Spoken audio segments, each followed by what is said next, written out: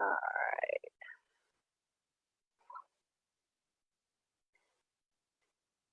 All right, looks like we're all set. Let me get this.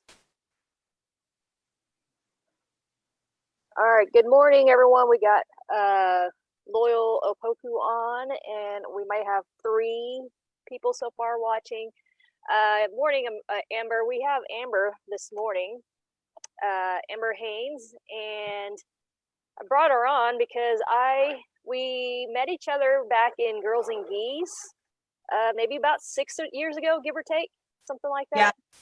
Yeah, 6. I was a blue belt and you were a purple belt, and I think you're recovering from chemo, correct? Yeah, I think I was just done.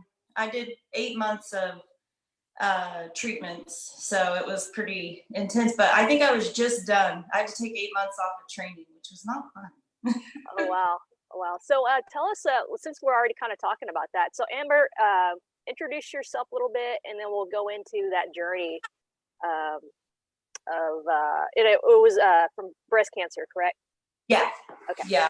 So go ahead, talk about yourself a little bit. Okay.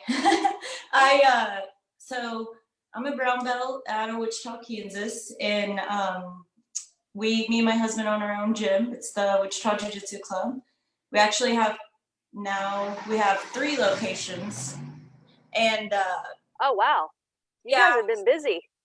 Yeah, it's been crazy, especially sorry, there's a car moving out. They'll move out if you can hear it. But it's just been crazy, and it's busy, but we have like a really good team of coaches, and they all put forth their efforts, and I'm so grateful for that, because I don't think that me, Chris, and everyone could handle all 3 locations by themselves. So we have our main school. It's in the downtown area, so it's pretty decent and everything. We just moved locations and got new mats, and it's really, really nice. But I've been training jiu-jitsu for this is gonna be 11 years now. Oh but wow! Congrats. I've had some time. Like, the thing is I've had some time where I've taken, like, I took 8 months off for breast cancer. I went to nursing school, so I was only able to train like 2-3 days a week. So at the beginning, blue and purple belt was pretty spotty, and I didn't get to compete a lot, which I'm so sad about, because competing was it was fun for me. But I'm also a nurse, so I also work full-time nursing, help my husband run the academy, and really just spend time with family. I don't have my own kids, so I spend a lot of time with my nieces and nephews and everything like that. So, but that's me. I'm pretty simple. Jiu-jitsu, work. Oh my gosh, I would have known you owning 3 locations. I wasn't for sure if you own a gym, for one thing, and then let alone being a nurse. I'm like, oh my gosh, breast cancer survivor. You're a rock. You're a badass. It sounds like. Yeah.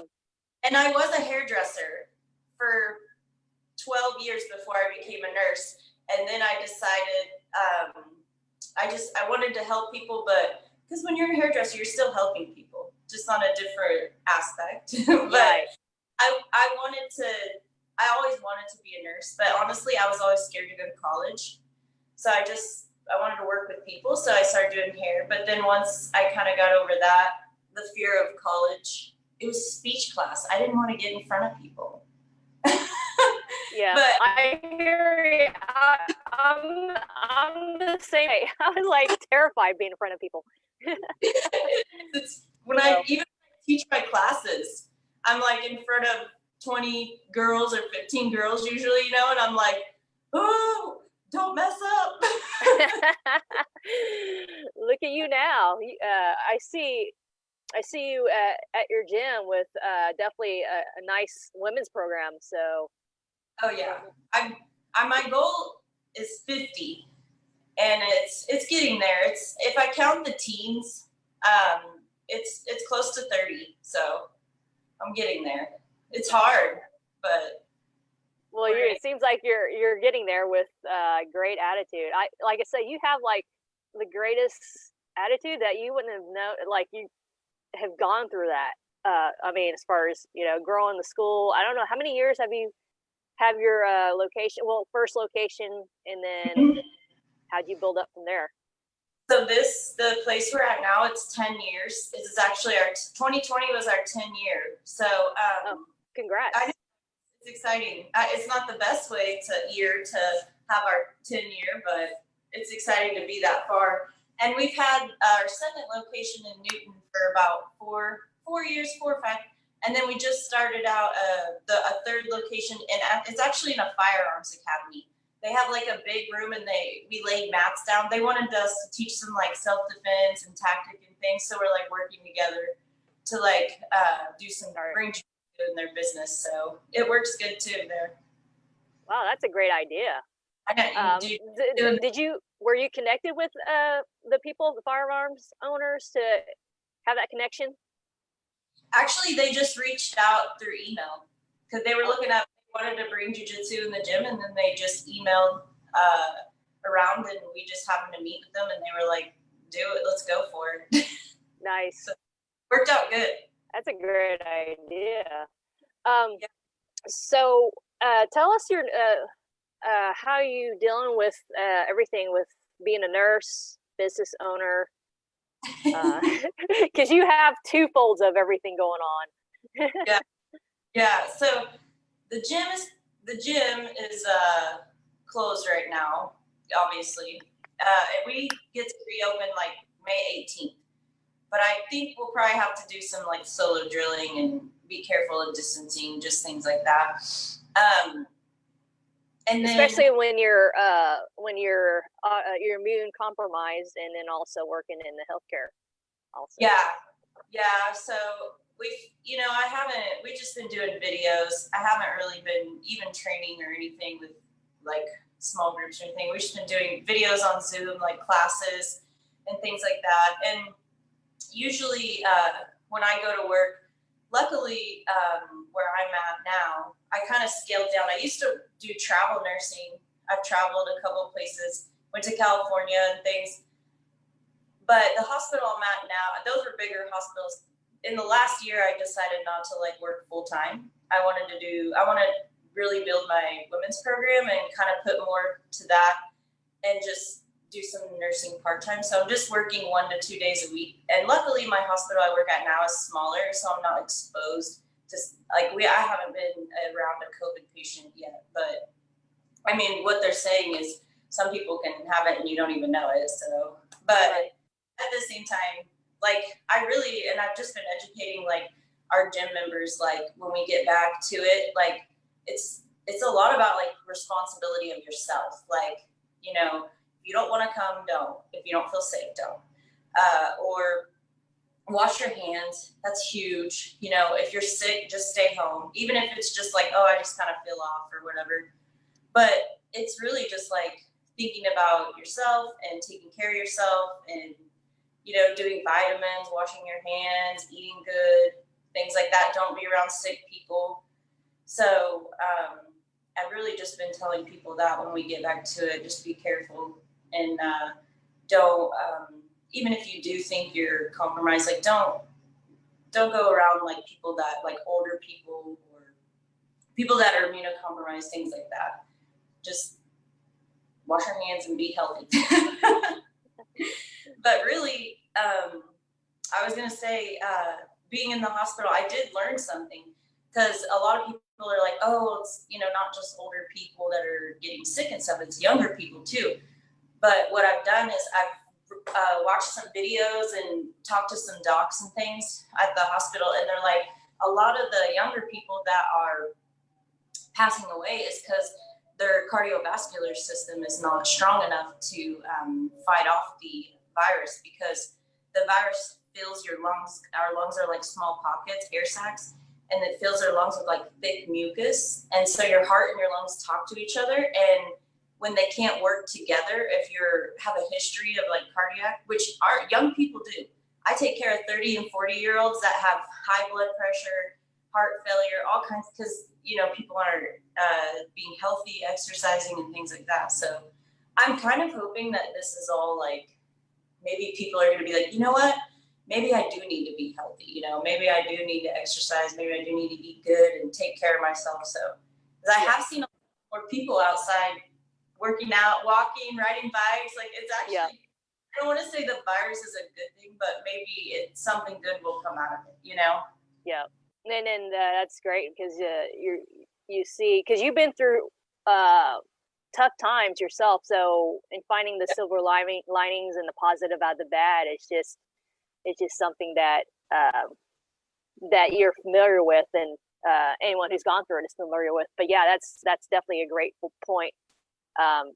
People are having to really evaluate where they're at with their health, and say, okay, I got to get my health in check and get that going.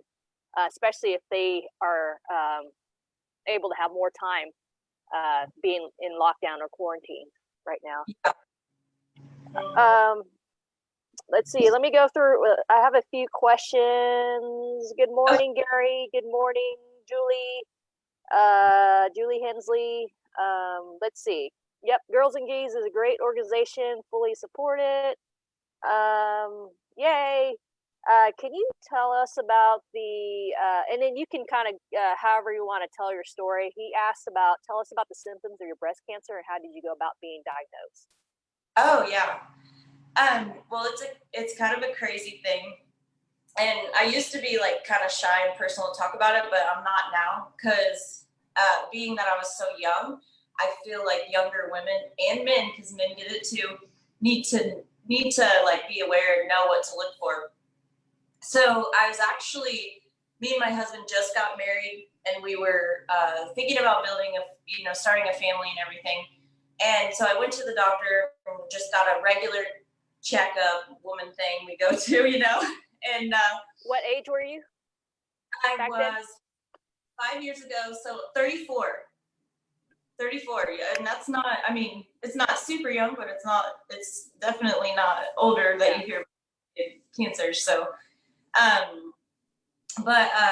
so I went to the doctor, got a checkup, and I had told her that, you know, I was feeling lumps in my breast and everything, and so she checked it out, and she said, well, you know, let's get this one checked out. So I went and got an ultrasound, and it was like right there in the ultrasound. As a nurse, like I can see their face and body language and things, and I'm like, okay, this obvious. They're like, we need to do a biopsy, and I'm like, oh, I don't like that.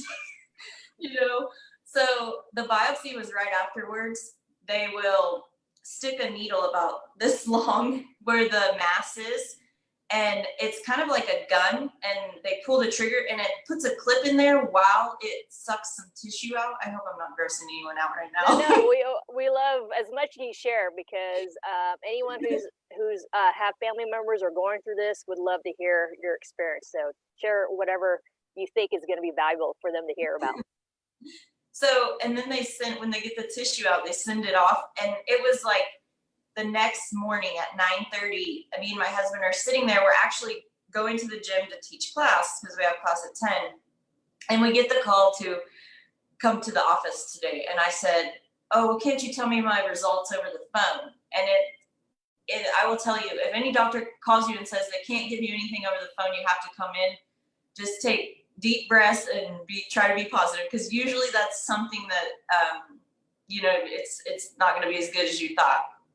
So I had to wait till 3:30 that day to know my results.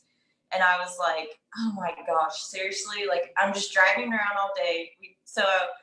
Driving my mind crazy. Like, I'm like, God, why do people do this, you know? And I'm just thinking about it all day, like, what's wrong with me? And so we finally get there, and she said it is cancer. They couldn't diagnose it yet. Right away, they just run the biopsy, and they know it's cancer cells. So, and then they need to send it off to a bigger lab to find out what kind of cancer it is, if it's hormone driven, since it is in like the breast and everything, and how fast it's growing. So about a week later, I see a specialist, and they're like, okay, well, it's growing pretty fast. So in 4 months, I went to just a small cancer in the ducts, the milk ducts, to a 1.5 centimeter tumor, which was still stage 1 because it wasn't bigger than 2 centimeters, and it wasn't broken out anywhere else in the lymph system or anything that they could see. So I was like, okay, that's, bad I have cancer, but good. That's really good because the survival rate is higher there. But there was a but, and this is the scariest part. And they said you have triple negative. Most breast cancers are positive on receptors on the cells. So they have medicines that will connect, kind of just like positive and negative, and that will stop the cancer from coming back after we remove it and you get chemo. So they said, for your kind of cancer, there's no medicine we can give you. So we can take the tumor out, you can radiate the area and give you chemo. But after that, we will just watch you for 5 years. Usually after 5 years, if you don't have a relapse while you're in remission, you'll be fine. And everyone has a 50% chance of getting cancer. So after your 5 years, you're going to be with the general population 50-50. Anything can happen. It's kind of how my oncologist, which is the cancer doctor, explained it to me. But so I had to go through Taxol, AC, and then there was another chemo. And honestly, to tell you the truth, like I can't complain. Like I rocked it. Like I got sick one time, like throwing up sick, because chemo, everyone's like, oh, you're going to lose weight, you're going to get sick, you're going to. Technology and medicine has came so far, they know how to treat you before they give the chemo. So I was hopped up on Benadryl, dexamethasone, which is a steroid.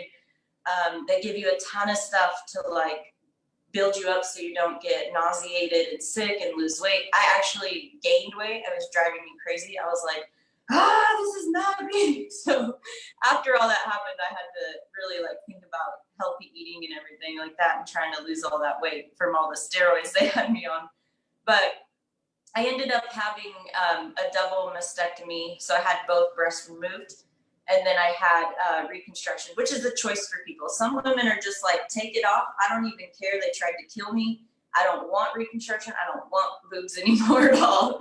So I said, being as young as I was, I don't want to make that choice. I'll just do reconstruction. And if I decide that I don't want them anymore, I can get the implants that they put in removed. So that was an 8-week process. That was hard because I couldn't raise my arms above my head. So I was off. Uh-oh. Oh, you still there? Yeah. Okay. There we go. Okay. Okay. So the whole it was about a year-long thing. It was like chemo for 8 months, then 8 weeks of surgery, and then recovery after that.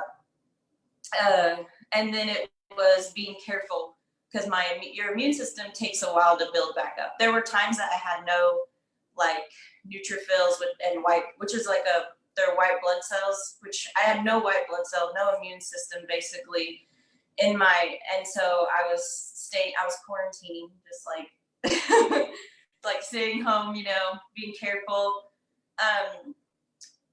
But really my doctors told me, they're like, you're so lucky to be young, to get cancer when you're young, because you're so healthy, you can fight it easily. And being that they said you probably train jiu-jitsu and the way the sport is and how it is with our bodies, like they said your body's in, tip top shape. They're like, you're going to fight this easy. And I did, I really did. I recovered surgery great. I didn't get sick during chemo. I was never admitted to the hospital because I was sick or anything or got infections or anything. I was very lucky. I'm very lucky. So, just like for people that even have like a family history, like I always tell people, if you have a family history of breast cancer, go to your doctor and tell them and just get checked and tell them you want the BRCA test, which is the genetic test, which is what they did for me. your insurance, if your family has it, your insurance should cover it, because sometimes people are like, oh, that's like a $2,000 test. But if you have a family history, the insurance company should cover it. But it tells you where your like if you have a family history of cancer, and it tells you percentages and how high they are.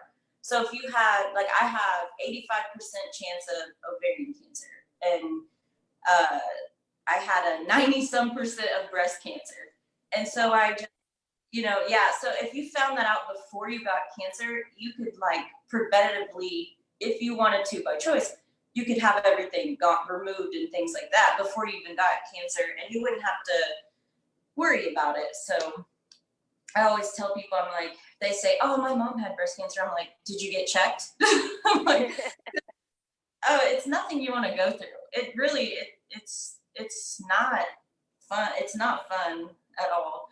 And it was crazy to get treatment and just look around in the room. And I mean, there's so many, it's so packed in there with people getting all different kinds of cancers, and getting treatment. But it was just, I mean, it's kind of like we all worked as, we all visited there and worked as a team just to keep our spirits up, because it's not a very happy place, and that's another thing is, like, it was pretty cool here in Wichita. We have a few gyms around, and when I was going through all this, there was a ton of people from different gyms that, girls I've competed against, and people we do seminars with and just, train with, drop in, and they all like supported, and they did a GoFundMe, and it was awesome. Like, everybody just came together, and it was really nice. That was another thing that was kind of cool, was being tied into jiu-jitsu, and you have like your family, but you have your jiu-jitsu family too.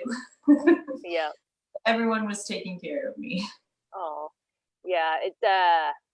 Man, that's just, yeah, I can't imagine myself going through that, or anyone else who hasn't had it go through that. But how was when you first found out, your emotional state during that process of going through that?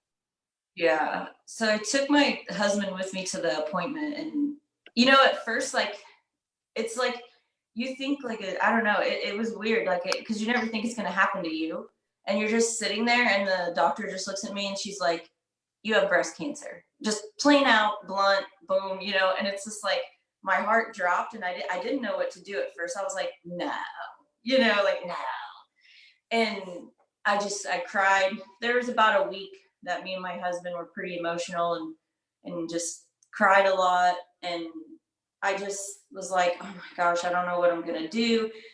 That sitting there and thinking, I don't know if I'm gonna live or die, like that's something that's a mindset, and it's like, oh my God, like I could, this is something I could die from, because you do see people pass away and things like that. And I was like, oh my life, I'm not done yet living my life. I'm not done yet. Like, there's so much more. I haven't had kids yet. I haven't seen my nieces and nephews grow up yet. My mom and dad, I don't want to, like, have missed them. My emotions were everywhere. Like, I was just thinking about how much on life I'm going to miss out on. And then, like, my husband was super supportive, never missed a doctor's appointment, and always like pushed to keep my spirits up. And he's like, I think attitude, we both said attitude about this is going to be 100% the key. So I kind of changed my mindset, and I was like, actually, I'm going to not, be depressed and cry. I'm going to be strong, and I'm going to like be positive and be like, this is not going to get me. I'm going to beat this, I'm going to get it. And I remember my doctor telling me, he's like, you are so positive about this. And he's like, and you're still working out and running and doing things that you can do. He's like, most people would just kind of lay down and get treatment and just be like, oh, it's over. And he's like, I think the positive attitude helped, and just trying to keep your daily routine the same, instead of like trying to change your whole life because of what happened. So I think that's kind of where I was. I was sad at first, but it got better. Yeah. I think you hit it right on the nail. Anytime we go through something tough or traumatic, and we either have a choice, and yeah, we're gonna be in a for a little bit, and it's just a choice for us to have that positive attitude to overcome those hardships that you go through in life. And so definitely understand, because me going through 3 major injuries, not having jujitsu for almost 8 months, and then of course the quarantine that's happening is a familiar ground that we go through. Yeah. I do have a few questions here. Let's see here. Let me back up a little bit. Can you walk us through your daily food regimen? Did breast cancer change the way you eat in any way? Oh yeah. So I remember things cold were better for me. So I ate, like, in the morning, I didn't want to eat a whole lot. And I kind of do that anyways. I don't know. I wouldn't say like I've done intermittent fasting before, but I kind of fast in the morning. I just, wait till like lunchtime to eat something or have a smoothie, you know. But for when I was going through cancer, I wouldn't eat a lot in the morning. But I couldn't do caffeine, nothing carbonated. That always made, because chemo tears the GI tract up. So anything that's acidic or carbonated really, it just kind of gives you heartburn. So I tried to stay away from that kind of stuff. But I did do like bananas a lot. And an older lady told me in treatment one time that peaches and peach juice, which not the healthy kind, she said you got the 50-cent can at the store. Nice. The thick fructose corn syrup. It worked. It really did. If you felt like you got nauseous, I would do a couple spoonfuls of that, and it really would settle your stomach down. So that was like a little secret tip, but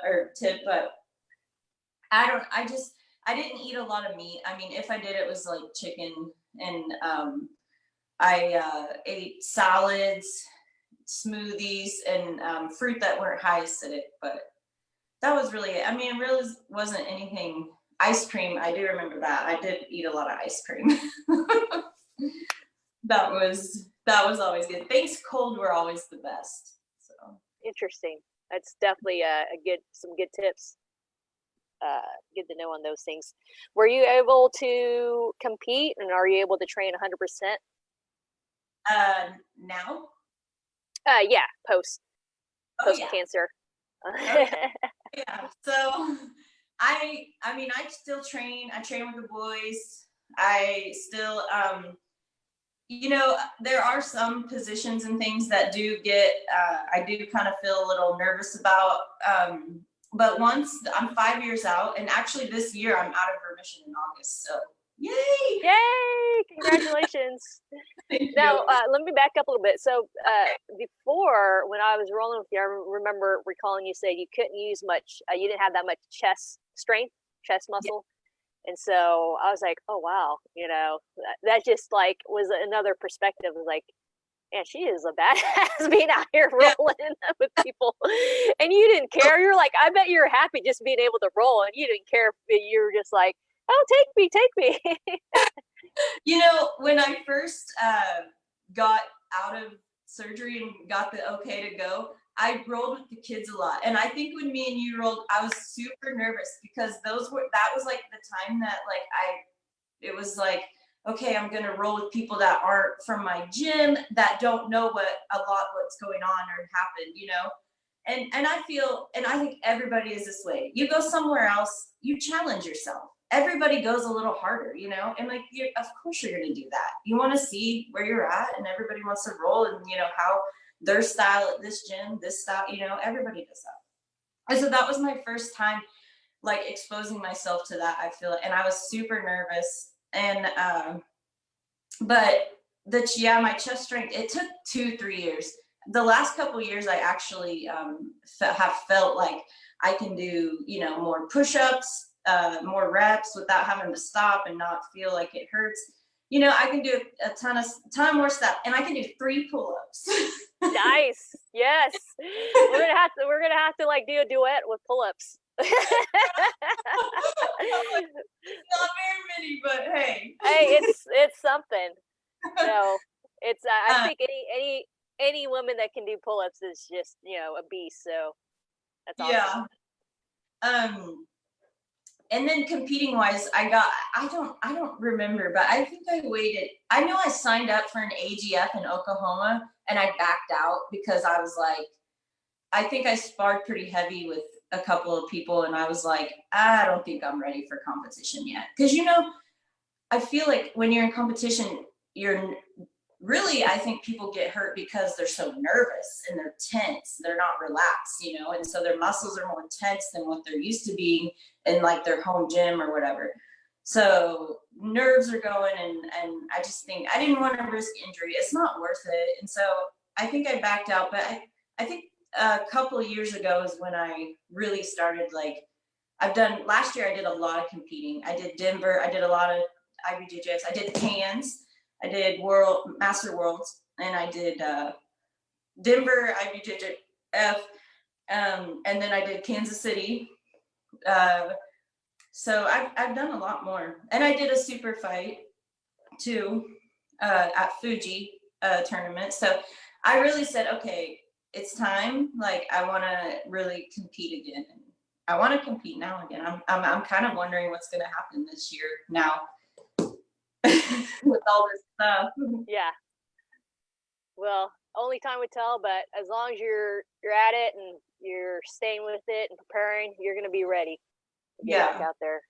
So, and I think the last time I saw you was at Masters Worlds. I think back Mm-hmm. in 2017 or 18. I couldn't remember. I think it was um shoot, I think it was 18 actually. Or no, it was 17. It was 2017. Yeah. I did see Gotcha. you. I saw you going out there and I was like, oh my God, it's hot. And I was running over there. I recall you watching one of my matches, but were you competing that year also, or were you just watching? That year I watched. The year 16 I competed, 17 I watched, and then the next year after that, or the last year I went and competed last year. So I've Gotcha. only done Master Worlds twice. So Yeah, I'm curious about this year's Masters Worlds in August. Yeah. they should put, since they canceled Adult Worlds, they should just push Master Worlds back, find a middle ground, and have Adult and Master Worlds together. How awesome would that be? Because I want to see the Adult Worlds. Then Oh yeah, that's a great idea. That would be awesome. let's Let's do a petition on that. Awesome. All right, so I'm reading through his comments. He said, Apoku says, men can be prone to prostate cancer after 40. Does your husband get checkups? No. Okay. No, he's honestly, to tell you the truth, his wife is a nurse, but he does not like to go to the doctor. He's have you ever met those old men that their medical history is nothing and something happens, they go to the hospital and you're like, what's your medical history? And you're like, they're like, no, nothing. And you're like, oh, because you've never been to the doctor. Because they have that white coat. They have the white coat. They don't like to go. So that makes sense. My husband's the same way. Yes. My husband's pretty healthy though. He's he stays pretty active and he's teaching every single day and eats pretty good. I mean, he has his occasional cheat stuff, but he hasn't gone to the doctor for a while for a checkup, so he does not get checked for that yet. And he's only 39, so he still has one more year. Okay, so it was your birthday yesterday, correct? Oh yeah. And yep. Does that make you 39? Yes. Okay. Well, happy birthday! You're getting close to the 40s club. I know, right? Last year, 30s. Yep. So talk a little bit about. I know there's some people. Your way about going about competing, because I know there's some females that will probably watch this over. And what's your take on when you started to compete? Your emotional, mental aspect of competing, and also preparation. Oh yeah. So usually I do about, if I know I'm going to do a tournament, 6 to 8 weeks out, I make sure I get my weight right. I try to stay around. I don't really do a whole lot of cutting or anything like that. I try to do, like, I do featherweight now, the 129 and under. I was doing lightweight, but that's when I was heavier after the cancer and everything. But now that I've got my weight to where I want it, I try to walk around at the weight that I like to, the weight class I like to compete at, but I might have to lose that last couple 3 pounds for D weight, you know?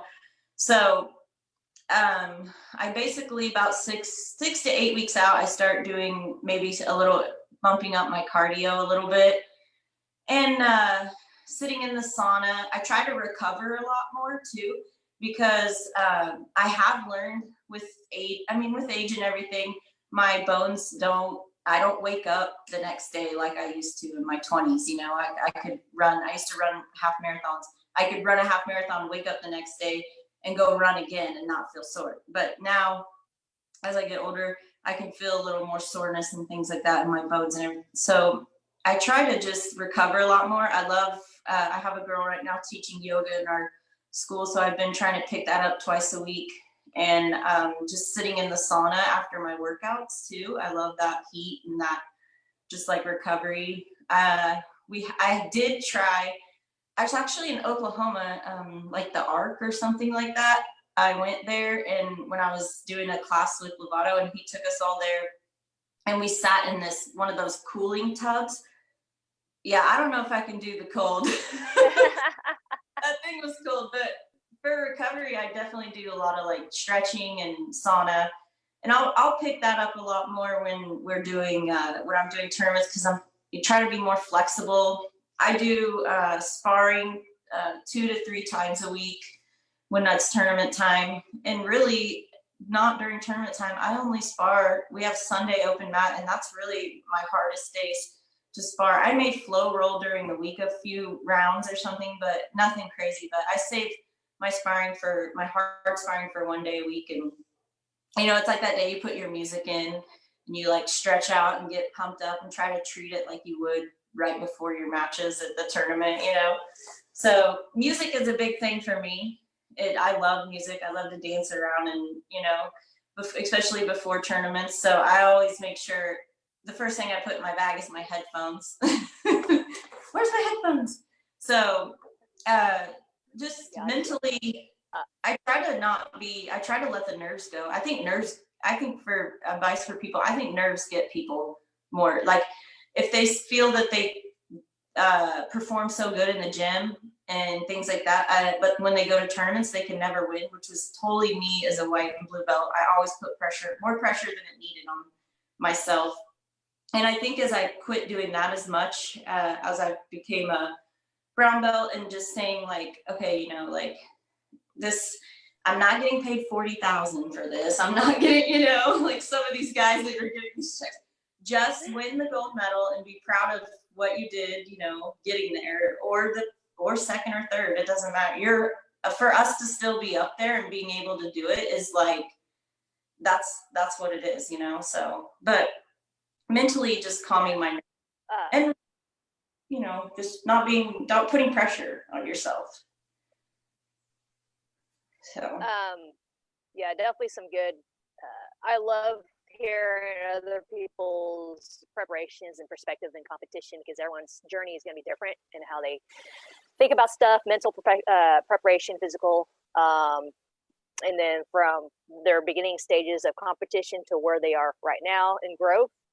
But I know with you in your personal experience, and I know in mine, that with you overcoming breast cancer, being able to just go out and about, being on the mats, being able to compete, it's just like bonus. It's like gravy. So no matter what happens, you're just like, I know we remind ourselves, I'm like, oh, we're gonna get nervous, but you'll think back about that as like, man, I'm just glad to be able to physically be able to do this, compete or being on the mats and still grapple and roll. So yeah.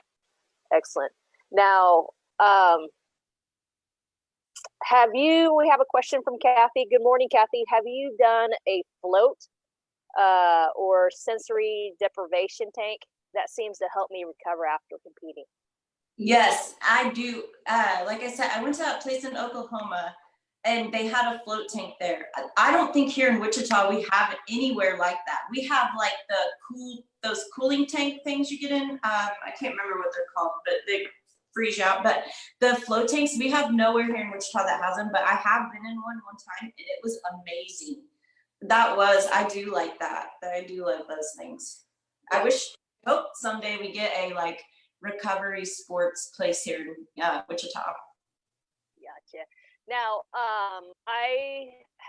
one of my colleagues, I do also not only strength training, but also do rehab therapy on people. And then there are some clients that, there's a particular client that I knew that in the tank therapy, but it ended up completely, we just have to be cautious, and which not, it's going to work for some people, and it's not going to work for others, because it can completely shut down. Like, if sometimes you're completely relaxed, and some people don't have the tolerance to be able to, I guess, get into that relaxed mode. But he came back where he was working with one of my other trainers, colleagues, but it like completely messed up the way he was contracting his muscle.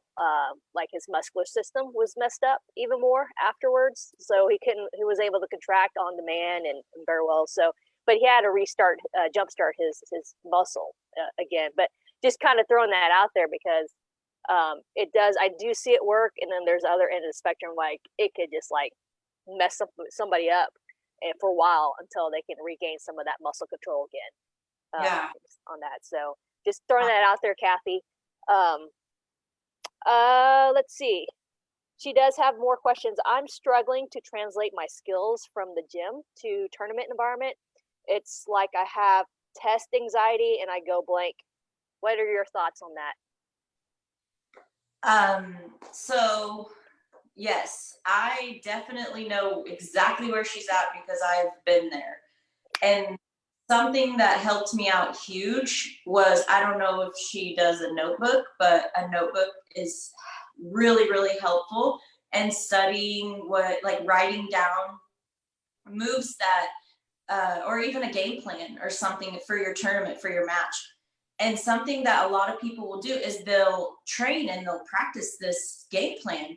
And because I was doing this, so I know. I would write, my takedown, or I'm gonna pull guard and then sweep and then get on top, or just pull guard and submission or something, whatever your game plan is. But the problem is I would let my head get I would get in my head too much, and I would get out there and I would know my game plan and I would initiate the match. But if my initiation didn't work like in my game plan, and hers did, my game plan would go totally out the window. But you can't do that. Your game plan, you got 5 or 6 minutes, whatever your match is. You still have time on the clock, right? Go back, get back to your game plan. Do the moves that that get you back to your feet, or get you back to the guard, or wherever your starting position was, get back to it. So I realized when I started doing that in my matches, I started pulling guard and more. I want to learn a few more takedowns. I think that's my weakness. And so, but I pull guard a lot, and then try to work some open guard and sweep and things like that. So I know if for some reason I get stuck, she's in mount or something, I know I got to shrimp out, get out of the mount, get my guard back. And so I start thinking about all these scenarios and stuff. And so when you're sparring in the gym and you're rolling, figure out when you're going to do a tournament, figure out your game plan then. And then when you're sparring in the gym, always do your rounds to getting back to the game plan every time, sticking to it, no matter what happens. And that way, when you go compete, your muscle memory is already like trained for that in that game plan. And I think a lot of people will get in their match and the anxiety and their nerves will freak out, and then they won't even they'll try to be like, oh wait, let me get to this move. And I'm like, no, that's not the game plan. Don't go down that rabbit hole.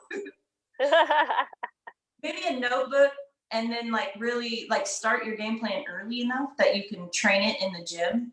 And I think that honestly, it takes 10,000 reps, right? They say it takes 10,000 reps to get a move, drilling it. So if you go and you compete and all your skills went out and you forgot, and especially if you're just a lower, you know, or if you're a lower belt, and like, it's because maybe you just need more time on the mat, more reps, you know, things like that. It takes jujitsu, it takes years. It takes years. Even now for me, there's things that I'm like, oh wow, that's new for me. Now now I got to train that 10,000 times to master it. So it's just, I think, writing notebooks down and just sticking to your game plan in tournaments. And I think with time and competing a lot more and then getting more experience, you'll realize that the person you're not competing against, they're human just like you. They are just as nervous as you. Some may not show it, but I guarantee they are. Everybody on that mat is nervous in some way. So I hope that helps her. I don't know. Yeah. She did say she also has a notebook. She does a notebook. Her husband is a black belt, and we game plan, and that has helped. But it doesn't work as planned. That's when it happens. Oh, so yeah. dang it. Yeah. So I know with me, let me give my little 2 cents, because this is mainly for your I'm interviewing you more so, but I remember when I was a blue belt, my biggest thing, if I have game plans and stuff, then I would think too much. I'm one of those people that I just need one thing to focus on or 2 things to focus on, and if I can focus on those main things, then I can just, kind of relax and then just calm my nerves and focus on doing those things. But like, I remember when I competed for PANS, 2015, I competed like a year as a white belt before I went in a blue belt as in PANS. But one of the things I told myself, I was looking at films or looking at what are things that girls are doing within the blue belt level within my division, that they tend to do. They tend to pull guard a lot. I'll say, okay, so if they're pulling guard, I'm gonna be the best passer. I'm gonna work myself to really be a great passer. So I was like, I'm gonna be a relentless passer. That was my goal. That was my main goal. Training 1 year within right before PANS. Of course, I lost within my competitions before that, but right before I won PANS in 2015, I was focused on being a great guard passer. And then the one word I remember to focus on, and there's other stuff that I did as far as mental. One word I recall to say, if I can just say relentless and be relentless, and that stay with that one word and constantly, no matter what, is be relentless. Be working on my conditioning.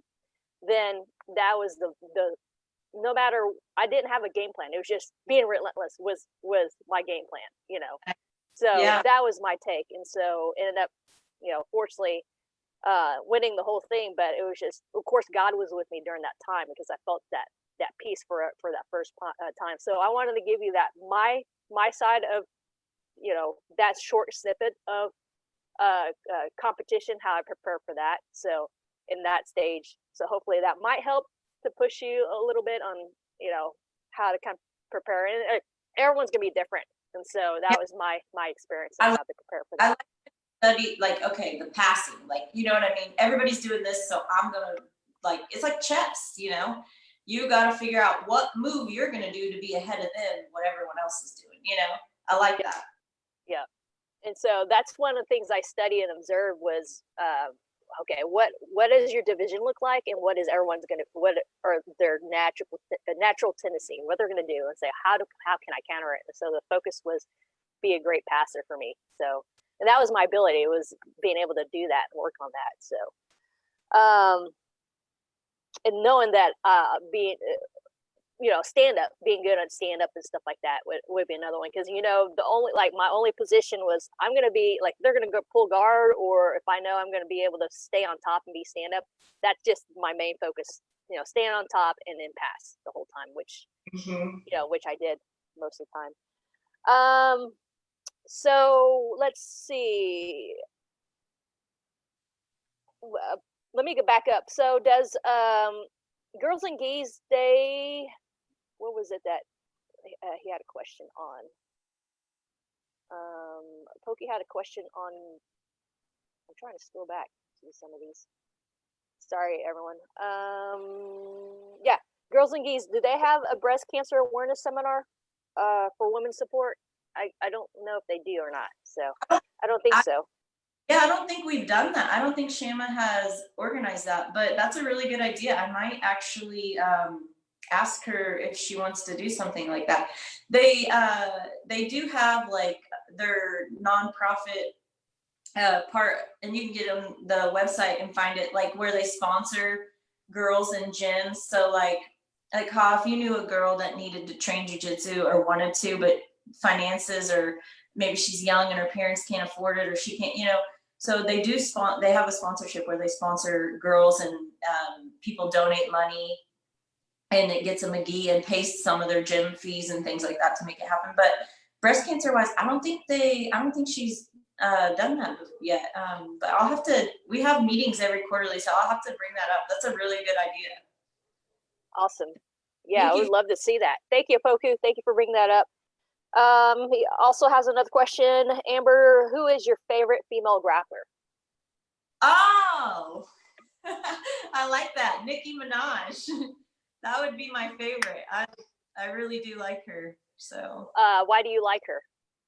I feel like she has kind of attitude when she kind of raps and everything, but it's a lot of her like in her verses and the stuff, it's kind of like just like, I don't know if it's empowering, but it's kind of like strong, like like me, like me, and being strong and saying what you feel and what you want. And I listen to her a lot when I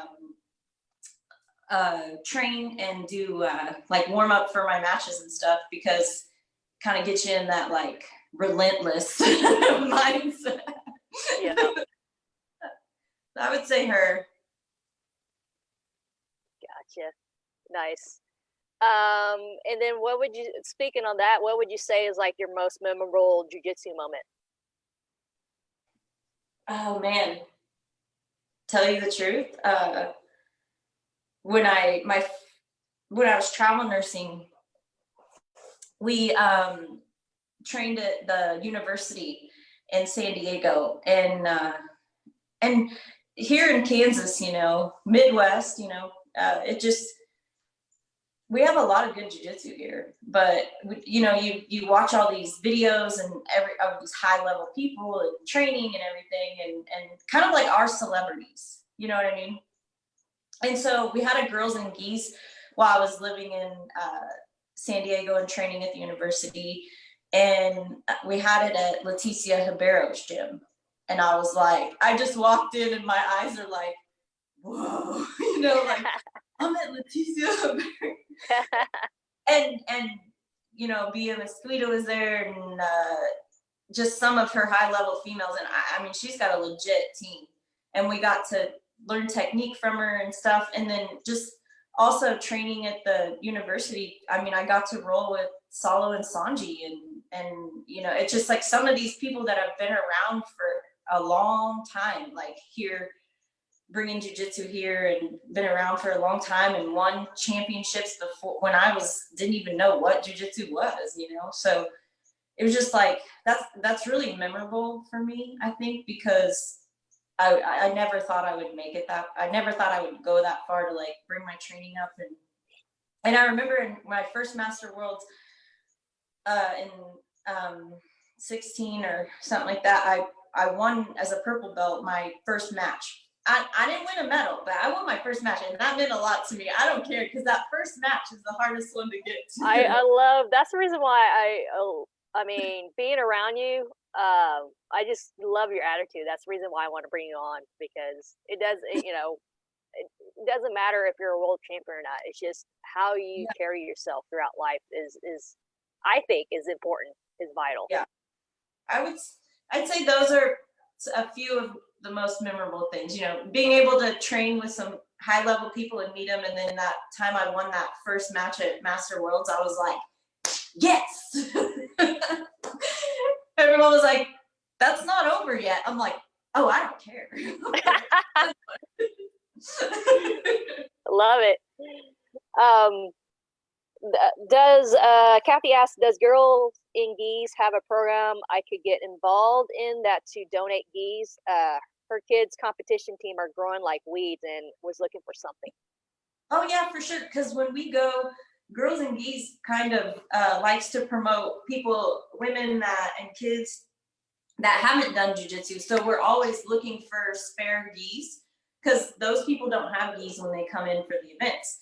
So if she wants, I believe it's info@girlsandgeese.com. If she wants to email them and see if they would love to like do donation, like take the geese for donation, because I know they do. And there's probably, I don't know where she's from, but there's probably a gym that has an ambassador in her area that maybe I believe she's in Ohio. Correct me if I'm wrong, Kathy. I think yeah, she may be in Ohio. I think they have some gyms that have ambassadors there. I would just email and ask, and they could definitely give her an answer. Gotcha. So talk about, since we're talking about Girls and Geese, how, I know there are some people that have women's program. How'd you end up building your program from start to where it's now? Because it's definitely grown, and I know there are some interested people out there who's wanting to grow their women's program. Oh yeah, so in our gym we didn't have a women's only class, and when I came back from training in California a lot, and I saw a lot of women's programs out there, and I was like, I think we should just start one day a week where it's just women. And I want to teach what works for me as a smaller woman, like maybe it is the same moves, that fundamentals and things that people teach, but I like to, teach with my little twist on it. So I said, let's just start one day a week. Let's pick a Saturday because a lot of people are off on Saturdays and they can come train. And I'm not going to put a lot of pressure on women that they need to compete and they need to train every single day and be in the gym 6 days a week. I want people to, they can if they want. That's awesome if they do, but I just want to do one day a week that women can show up and it's just us. There's no pressure of, rolling with a bunch of sweaty men or anything. Because when you don't know about jiu-jitsu, it can be very scary, and like, people are like, that's like a 200-pound man. I'm not gonna roll around, Yeah. But you kind of got to ease them into it. So I decided to do that on Saturday mornings, and then it just picked up. I had a few core blue belts and a purple belt that I've had around for a while that have trained just on sporadic coming in. And so I said, hey, help me grow this Saturday morning. So then a lot of the husbands' wives started coming in on Saturdays and training. And then I try to post a lot on social media to market it and things like that. And when I try to just tell when they come do the class that everybody's gonna do jujitsu at their own pace. And it may take you a year to learn a move. It may take this girl 3 weeks. You can't compare yourself to, everyone else, and just take your time, take it slow. And I think a lot of them like that. Now, some of the ones I do, my higher belts, I try to push to compete at least once or twice. I think everybody should try to compete one time. And just to see if they like it. And especially for women, because in a self-defense aspect, it's not going to be the choreographed drilling or the sparring, even with people, in the gym. It's going to be someone out on the street that is, going to catch you by surprise. So I feel like that nerves you get, and that like just when you compete and your body moves off muscle memory kind of reaction, like that's a good way to experience, like what a fight would be like. I had a friend, I took her to her first IBJJF in Houston, and she said she did her competition, and I just remember this. She came up to me afterwards. She lost, but she came up to me afterwards and she goes, oh, that was a real fight. That's what it's gonna feel like if you have to defend yourself on the street. You're not gonna expect it. So we do, I do, in my women's class, I try to I try to do moves of like how to how to roll with a bigger person, like maybe a guy or a bigger, even just bigger person in general. So, and I just think it picked up, like people's wives love it and we have fun. It's an hour and a half. I think everybody likes a little like sit-ups, abs, and cardio. So the first 30 minutes, I always like to do, sprawls, jumping jacks, running in a circle, lot like 10 minutes of abs, or, I push them really hard. And it's funny because there's a big joke in our gym, even with the guys, all the girls are like, if we have a class that's during the week that's guys and girls, the guys will be dying during the warm-ups or whatever, and the girls will be like, oh, you haven't took Amber's class yet. So it's a kind of a big joke around the gym. I think I like to mentally push them and make them feel like, I'm like, women should feel strong, like, and I try to put that mental aspect in them. And I think women like that. And I think they just tend to, it just tends to grow, So I want to get back. I can't wait for the gym to open up. I'm ready to teaching. I'm like, come on. Eventually, yeah. Eventually, I have to come out and visit you when all this craziness, madness goes away or settles down. I want you to show something if you come. For sure. Maybe, yeah. We can have a little seminar or something like that out there. So, yeah. So who is your friend in Houston? She lives here, but we drove to Houston and did the tournament. Yeah. Gotcha. Okay. So I'm gonna, we're been gabbing for almost an hour. So I'm gonna try to, it's no. It's just sometimes we get into a great conversation, we lose track of time. So so I'm gonna try to close it out. So what would be a positive message? Hold on. We just had a question real quick. Looks like they're like, no, don't go. We have some questions. Okay, we'll keep going.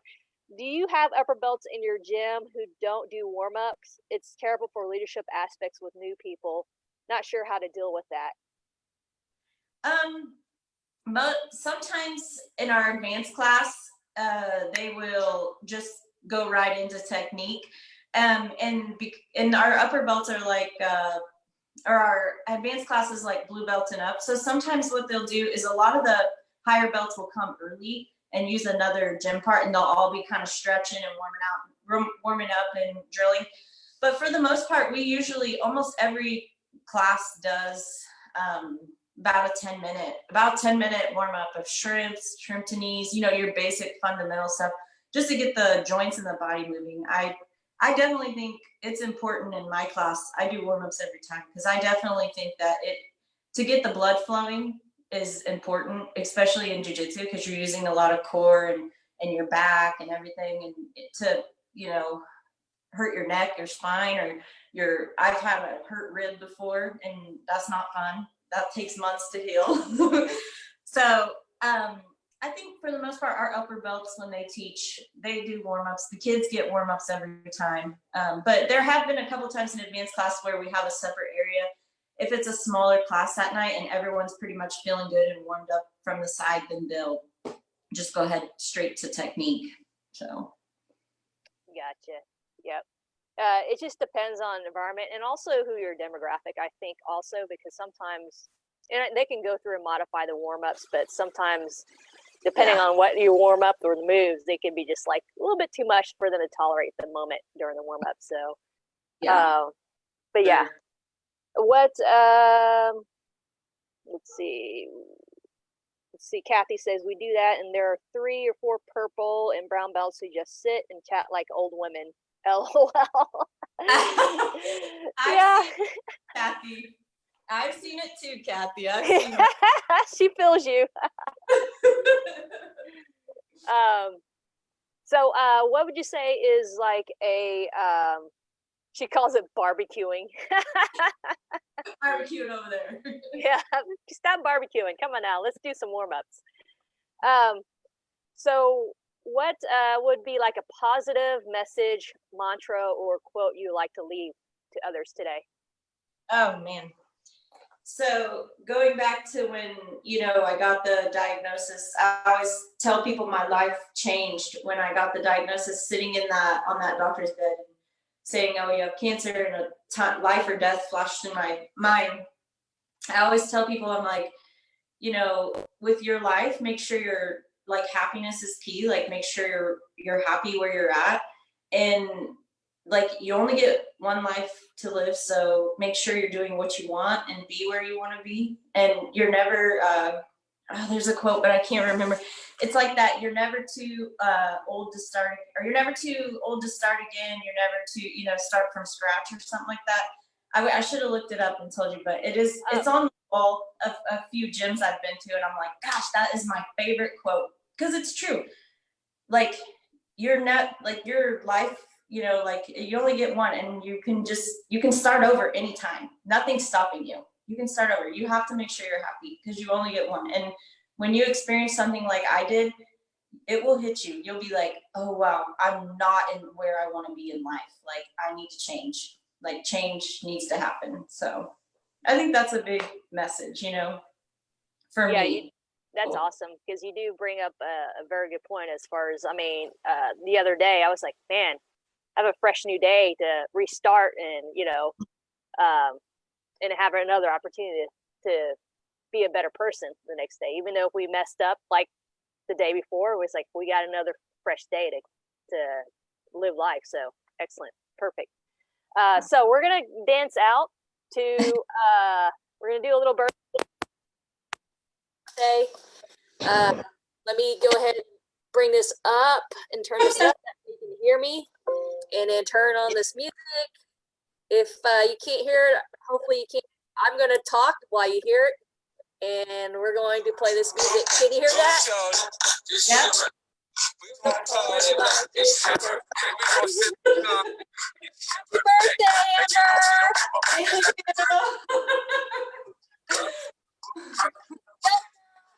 Go, girl! I love it. We only live once, so might as well dance while we're living it, right? That's All right. right. So I appreciate. Thank you, everyone. Yep. Thank you for tuning in. We're gonna close out right there. You all have a good morning. Love you, girl. Thank you. Thank you. See you soon, hopefully. Yes, we'll do. Have a good day. Bye. Bye.